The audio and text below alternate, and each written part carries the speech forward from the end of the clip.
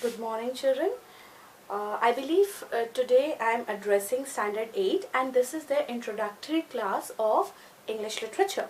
Okay, as you all know, children, that you have two books in your course. That is, one is Mulberry Literature Reader and another one is The Tales from Shakespeare. If you have downloaded your homework assignment for this duration, you must have seen that there are two questions in your assignment in literature. One as a question is on the story called Twelfth Night and another one is from the story called The Tempest. These two chapters are there in your first semester and I suggest that you go through these chapters yourself, read them at home. Okay, today I'm going to deal with the chapter Twelfth Night.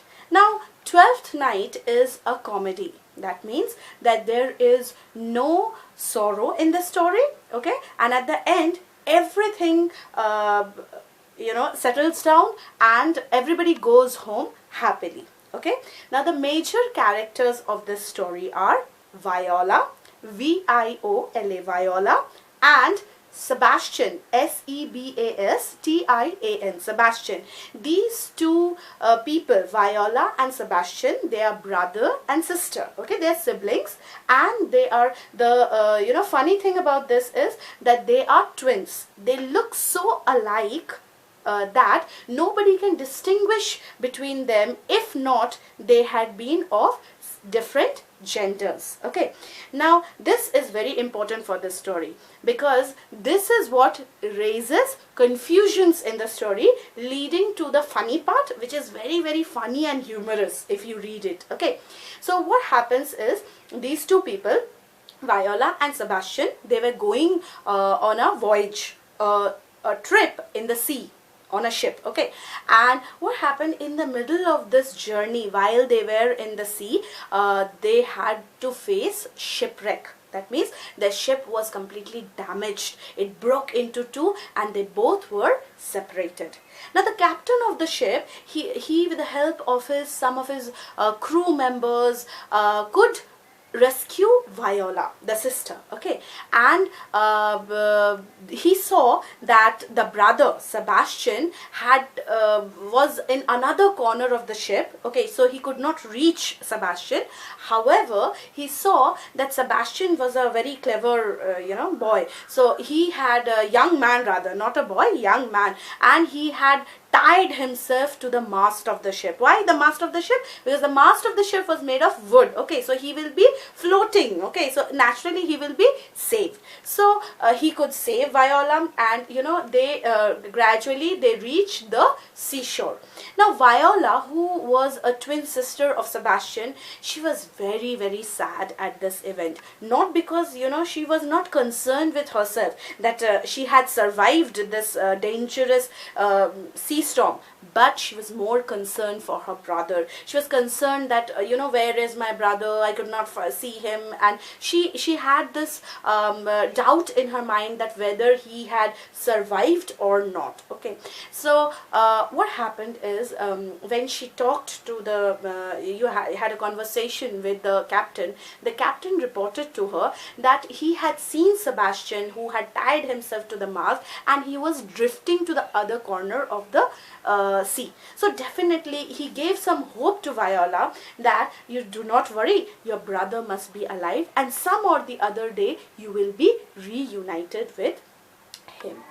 But now what happened is they were in a very unknown place. Especially for Viola, it was not a familiar place. It was not a place where she knew anyone. So she asked the captain that how should I survive. She started talking to the captain, and the captain told her that they were in a kingdom, or rather a dukedom, a place called Illyria. Okay, Illyria, I-L-L-Y-R-I-A, Illyria, and this place had a governor, or In those days it was called a duke, D-U-K-E, duke, okay, and the name of this duke is Orsino, O-R-S-I-N-O. He is one of the major characters of this story, okay. So Orsino, and when Viola heard about this name Orsino, she remembered that her father had mentioned this name to her, Orsino. She knew that Orsino was a very handsome duke, and moreover, he was unmarried. And somehow, while her father described Orsino to Viola, she was a bit attracted. She had a crush on this particular man, Orsino. So, moreover, the captain informed Viola that this Duke Orsino was in love with a lady, a very rich lady rather, and whose name was Olivia, O-L-I-V-I-A, another important character of our story, Olivia. So this Olivia, however, she had not accepted the love of the Duke, okay. She denied the love of the Duke. She refused to even see the Duke, okay, and she gave the reason that why she didn't wanted to see the Duke is she didn't want to see the Duke because she was in mourning, okay. She was mourning the death of her brother, and because of that reason she was not willing to have any visits from any man, okay, even if it is the Duke himself, that is Duke Orsino. So getting all this information, Viola thought that okay, fine, I have to, she had to survive in that place, okay, and in order to survive that place, she had to, she was in need of money, but she did not wanted to, she didn't want to rather ask the money from someone. So she was a very she had great amount of self-respect, and so she thought that I will be under the service of this lady Olivia, and I can fend for myself. So she asked the captain that why don't I go to this lady Olivia and ask for for some work, for some job from her. So the captain informed that Olivia has debarred, stopped everyone to see her, so there was no way she could get a job from Olivia. So finally another plan comes in the mind of Viola, and she decides that she is going to dress herself as a man, okay. Now this is a very funny thing in Shakespeare's plays or stories. You will find this disguise, okay, where a woman takes the character of a man by dressing herself in the garments of a man, okay. So Viola decides that she is going to dress herself as a man, and she will be of service to Orsino. She will go to Orsino and ask for some job. Now she not only thinks of this plan, but she actually does it, okay. She goes to Orsino dressed as a man and she asks for some job, okay, any job. Now Orsino finds the Viola, who is dressed dressed in a man's clothes, to be very attractive, okay. Naturally she was a very attractive woman. Now she is dressed herself in a man's garments, but nevertheless she is very attractive, okay. So and she calls herself, she has to give a manly name to herself also, so she calls herself what? Cesario, C-E-S-A-R-I-O. Remember children, Viola is Cesario. Viola and Cesario are the same person. Viola is actually a girl who has dressed herself in man's clothes and is calling herself what? Cesario. Now Cesario is a very attractive man according to Orsino, and Orsino decides that he is going to keep Cesario under his service. But what was the service? The service was he is going to be the male attendant, or you can call it in our everyday language an assistant kind of a person, okay.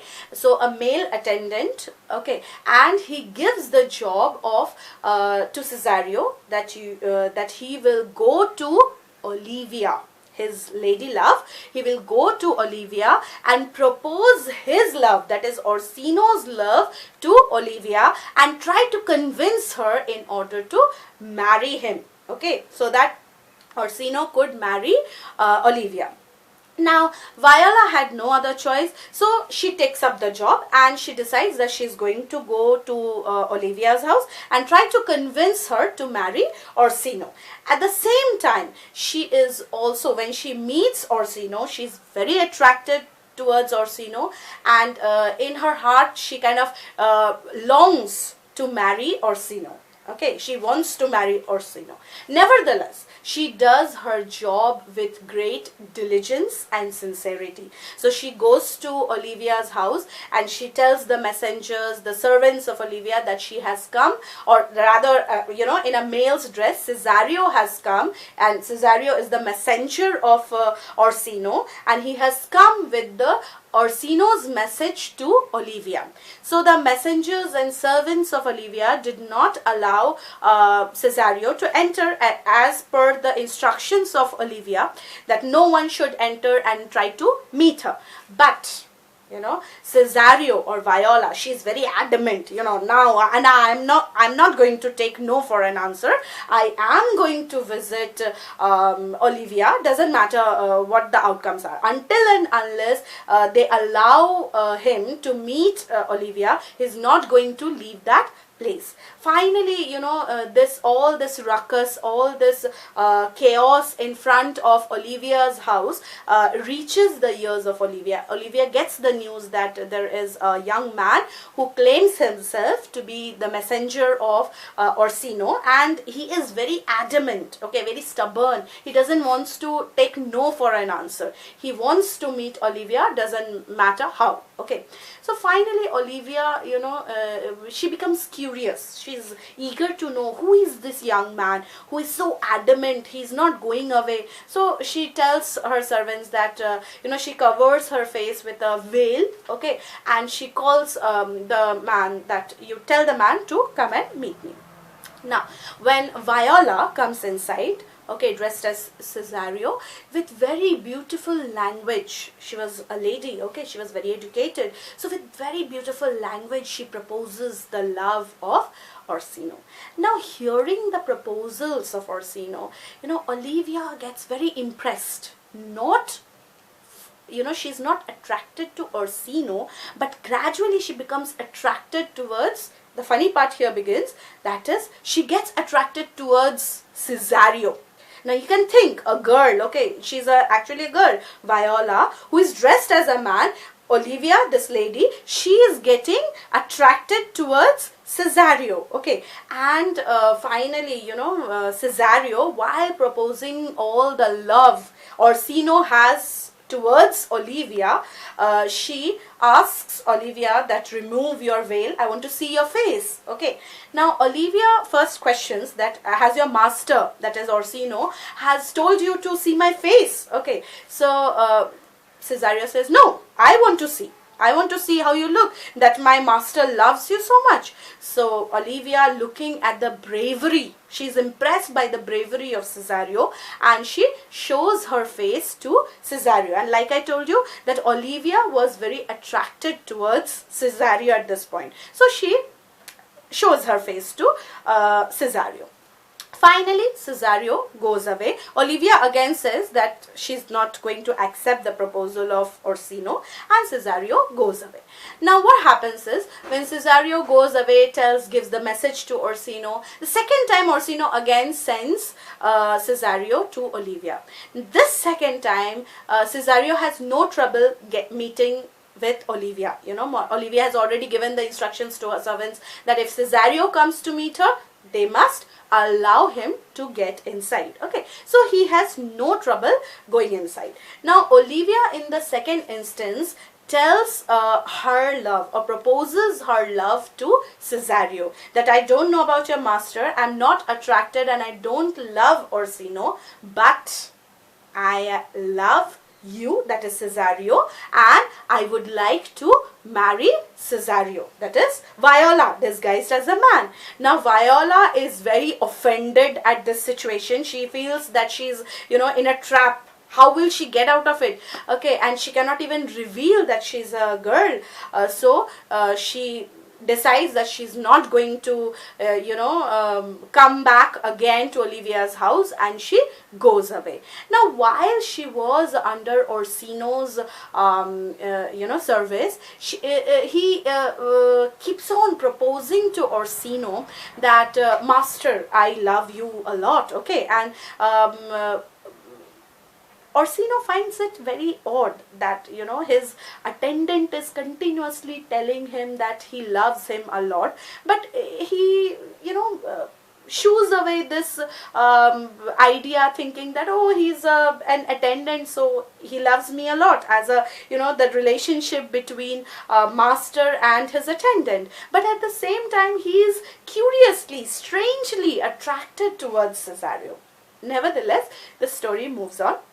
And as Cesario gets out of Olivia's house, he is faced by a man. Okay, this man is another suitor of Olivia. Another man who wants to marry Olivia, and Olivia had rejected him without even seeing him. He becomes very angry on Cesario, this man. Now the news of this Olivia proposing to Cesario has spread around, and this man was challenging Viola, dressed as Cesario, that you fight with me a duel, a sword fight. Okay, now Viola was a lady. She was not efficient in sword fight, and she did not wanted to participate in some sword fight. Okay, so she was very afraid that this man is going to, kill me or hurt me, or should I tell what is my reality, that I am a girl and I'm just dressed as a boy. She did not know. She was just about to, tell everyone, or this man particularly, that she's a girl disguised as a boy and she's not a boy, and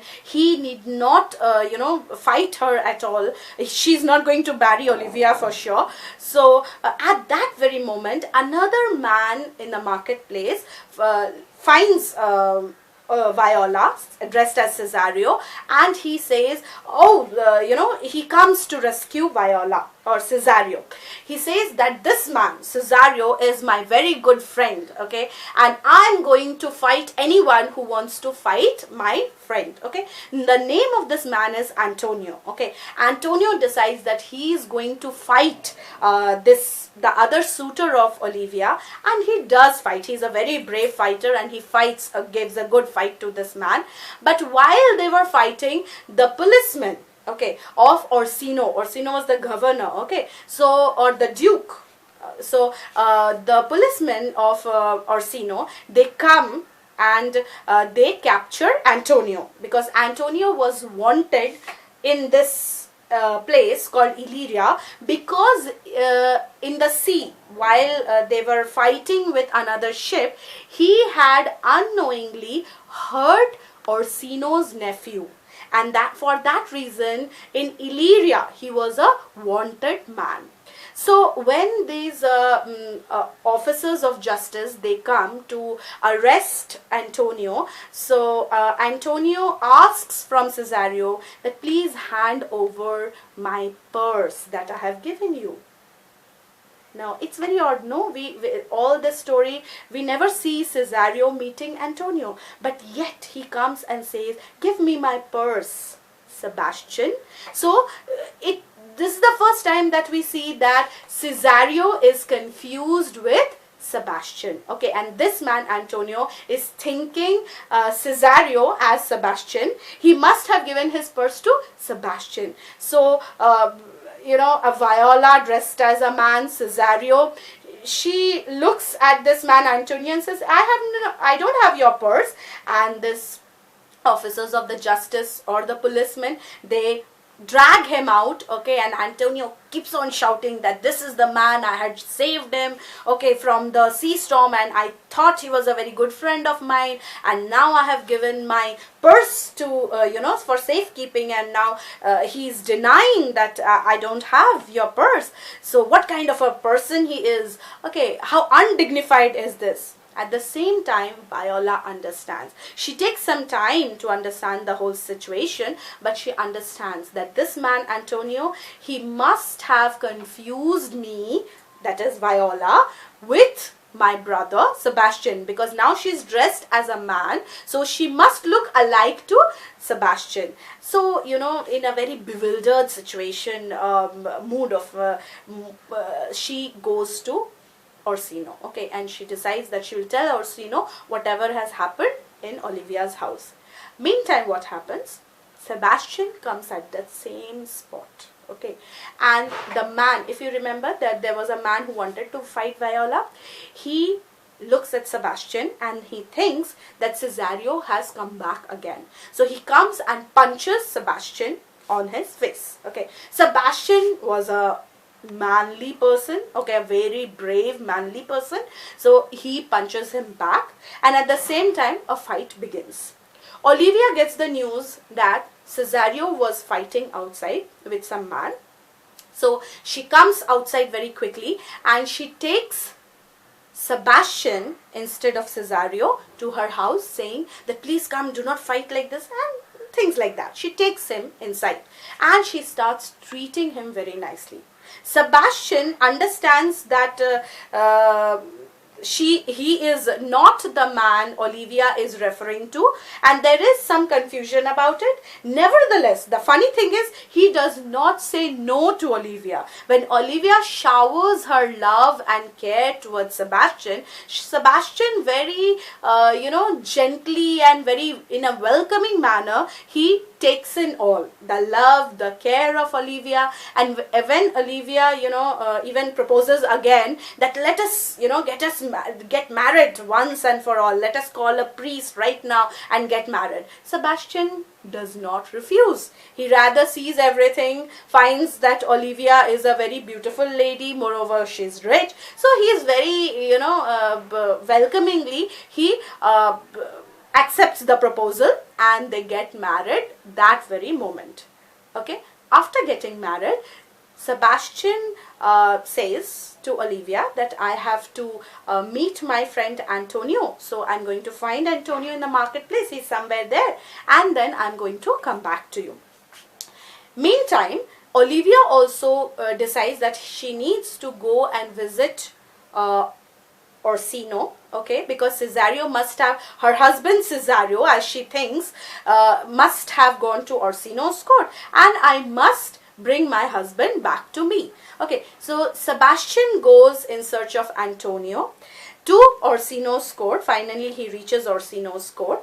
Okay, and before he reaches Orsino's court, Olivia reaches Orsino's court. Okay, and there she claims to Orsino that I cannot marry you because I'm already married. Okay, and Antonio, who has been taken to Orsino's court, claims that Cesario, now Cesario was standing beside Orsino, so he claims that this is the man who has cheated me. I had saved him from the shipwreck, and now I have given my loyalty to him, my purse to him, my money to him, and he denies everything. Orsino thinks that Antonio is lying because he knows that Cesario was with him all these days, that Antonio is claiming that Cesario was with him. Okay, so at that very moment, Olivia comes and she claims that Cesario is her husband. Okay, Orsino gets very angry at this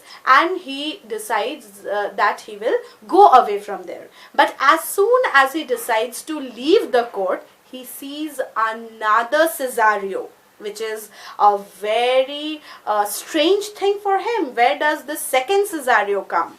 And then he realizes that this is Sebastian, who was the twin brother of Cesario, and all the truth is revealed that Cesario, who was in his service, was actually a girl, okay, a lady named Viola. While Olivia takes her husband Sebastian, and Viola and Sebastian meet at each other after a long time, they're very happy to see each other. Okay, Sebastian meets Antonio, gives him back his purse. All the problems are sorted out. Later, Orsino thinks of the times that Cesario had told how much he loved him, and he realizes that it was not the love between a master and his assistant that Cesario was talking about, but rather it was the love Viola had in her heart towards Orsino that was being revealed by Cesario. And at the end, what happens is Cesario, or rather Viola, comes back to her own original form. She dresses herself as a girl once again, and she gets married with Orsino. Sebastian is already married with Olivia, and the story ends very happily. I hope this lesson is clear to you, children. Please remember, the details of this lesson are already been given in this video, so it might not be repeated in the class. However, doubts are welcome. Please read the chapter. Okay, while you listen to this video, while you pay attention to this video, make notes. I have told even the spellings of the characters in the video, so please make the notes, read the chapter properly, and then answer your assignments. I hope I have cleared all your doubts. If any doubt is still left, keep them ready. When we meet in the school, I'll definitely look forward to answering them. Thank you.